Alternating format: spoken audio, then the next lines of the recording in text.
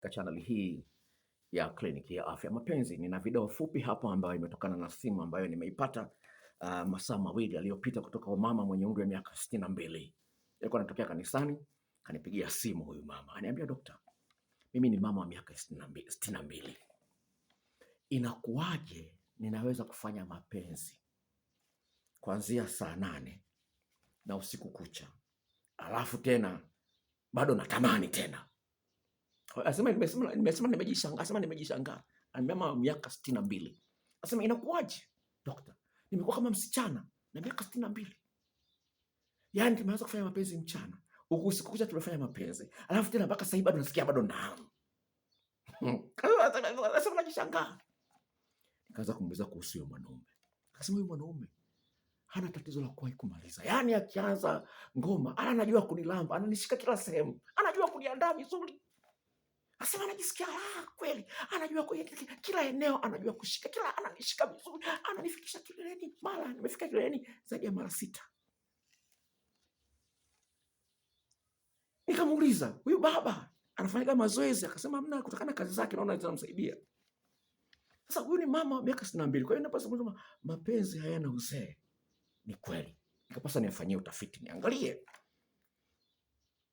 Kwanza na ushuhuda wa mama wa miaka 43 ambaye nimemsaidia. Nilishaleta ushuhuda huu hapa mara kadhaa. Huyu mama ambaye ni mke wa mtumishi wa kanisani ananiletea shuhuda nyingi, anaendelea tu kumimina. Mama wa miaka 43, nazungumza mama wa miaka 43, ameletea shuhuda nyingi sana, na hata leo asubuhi amenitumia shuhuda moja. Walikuwa wamesafiri yeye na mume wake, alafu akajikuta kwamba wanaingia guest wanalala, alafu mambo yakawa moto sana. Sasa huyu ni mama wa miaka 43 na ni mlokole. Nasemaje? Nasema, dokta, katika watu waliokuwa napingana nao mashauri yao, wewe nilikuwa nakupinga sana. Nao asema katika watu ambao nilikuwa nawapinga sana katika mashauri yako hapa YouTube, nilikuwa nakupinga sana. Lakini kwa sasa acha tu kabisa. Sitadanganyika tena ngo. Kuanzia sasa nimeamua kukupenda bure. Mungu akupe mihela mingi mpaka ushangae. Sasa hiyo ni shuhuda, hiyo imekuja leo. Sasa sikiliza message ya jana.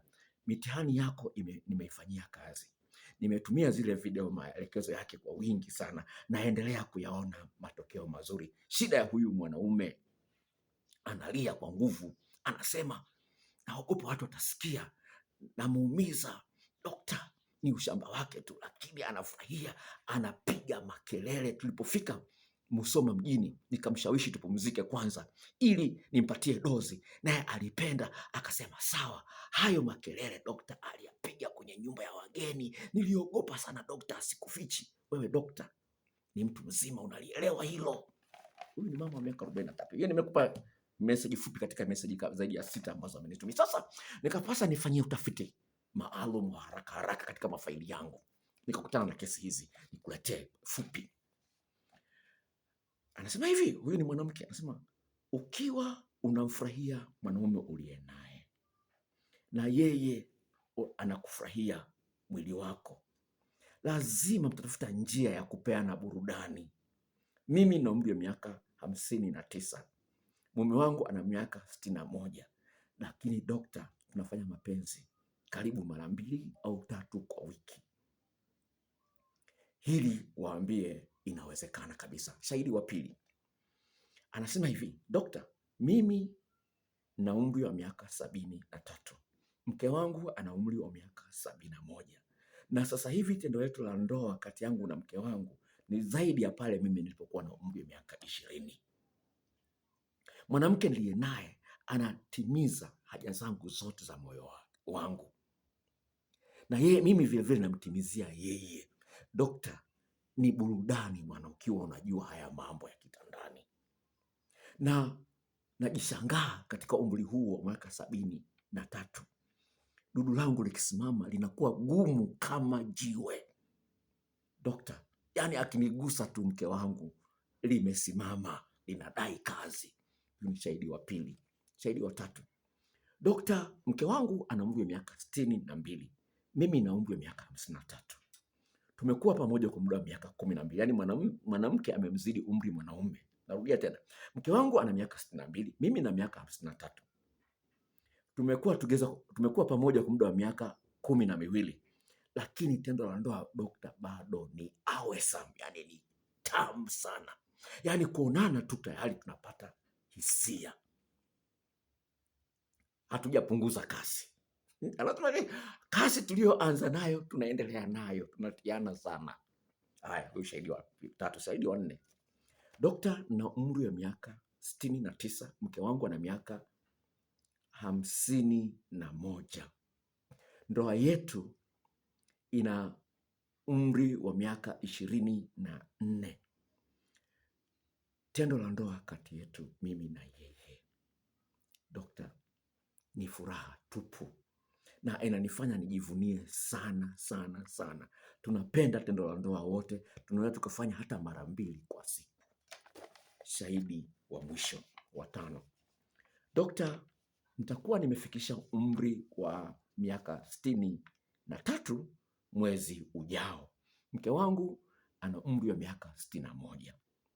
Wote tunafanya mazoezi ya viungo. Uhusiano wetu kwa kweli tunapendana sana. Mara nyingi tunakumbatiana, tunapeana mabusu, tunagusana kimichezo, muda wote.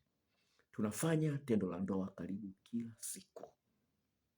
Nimegundua kwamba watu wengi wanasema kwamba mwanaume ndio anayepaswa awe anaanzisha tendo la ndoa, lakini kitu kizuri ambacho nakiona kwenye uhusiano wangu na mke wangu huyu mkongwe ni kwamba yeye, kwa kuwa nampatia dozi tamu, yeye mara nyingi huwa anaanzisha tendo la ndoa. Mara nyingi atafanya hivyo hata katika maeneo ambayo naona kwamba tusingepaswa kufanya mapenzi. Ndani ya gari tunafanya mapenzi. Anasema, dokta, mimi ni mwazi sana.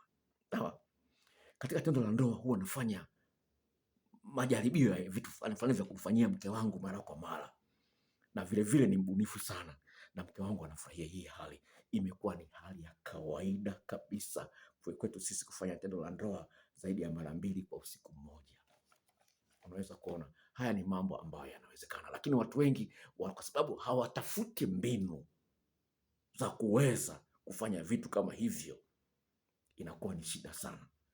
Kama kuna mtu ambaye ni mlemavu wa mikono, lakini ameweza kujifunza kuandika kwa kutumia vidole vya mguu, uweze kuona kuna watu ambao ni mlemavu wa mikono, lakini amejifunza kuandika kutumia vidole vya miguu. Penye nia pana njia. Kwa hiyo swala sio umri, sawa? Swala sio umri, swala ni jinsi gani mnatengeneza mazingira ambapo kila mmoja anamtamani mwenzie, kila mmoja anakisikia raha, haoni ni hasara kufanya mapenzi. Inawezekana. Na video zaidi ya 50 kwa ajili ya mwanamke na mwanaume, mautundu mbalimbali, vitu vya kubadilisha. Msizoeane. Mkizoeana mtaboana. Hakuna sababu ya kuzoeana. Kuna mambo mengi ambayo unapaswa kujifunza, na ndio maana ya shule. Sasa kama wewe unaona shilingi 10,000 nyingi sana, ngoja ndoa yako endelee kudorora, ngoja mahusiano yako endelee kudorora. Lakini kutokana na shuhuda hizi ambazo nimekuletea, nyingine zimekuja kwangu binafsi, nyingine of course nimeletewa tu na watu ambao of course wanajua nafanya kazi hii, ambao nimeambiwa na marafiki zangu, naletewa hizo shuhuda, lakini sijawahi kuongea nao live. Lakini ni mambo ambayo na rekodi, lakini najua yana uwezo wa kufanya kazi kama mtu atadhamiria. Usikubali kuishi kwenye ndoa ambayo inaboa. Usikubali kuishi kwenye uhusiano ambao hauna raha. Inawezekana kabisa. Na kama unaangalia video hii kwa mara ya kwanza, tafadhali jisajili ili nitakapoweka video nyingine upate taarifa haraka sana. Bye bye.